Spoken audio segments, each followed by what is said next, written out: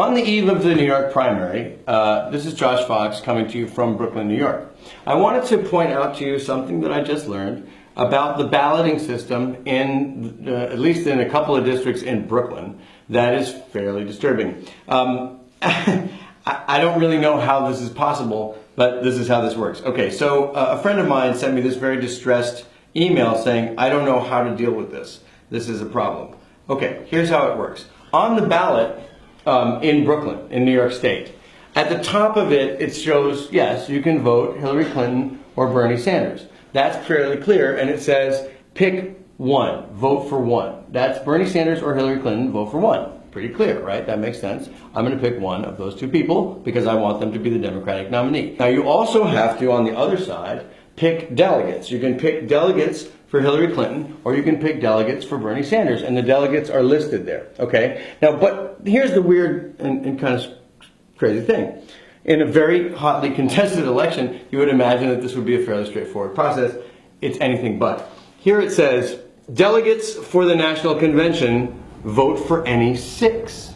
So it sounds like you should vote for 6. You should pick 6 of these people to be delegates to the convention. The only problem is, there are 6 delegates for Hillary Clinton, and there are 5 delegates for Bernie Sanders.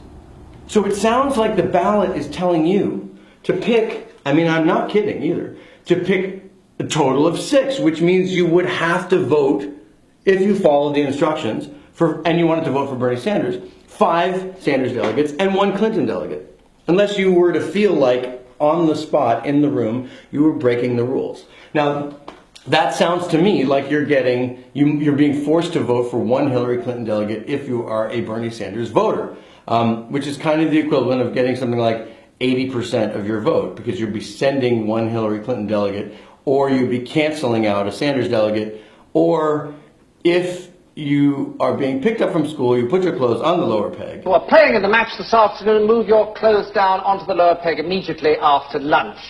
Before you write your letter home, if you're not getting your hair cut, unless you've got a younger brother who's going out this weekend as the guest of another boy, in which case collect his note before lunch, put it in your letter after you've had your hair cut, and make sure he moves your clothes down onto the lower peg for you. I'm going to pick up another ballot here. This is something else sent to me by another friend. Here it is in District 7. Whoops, my Facebook page is open.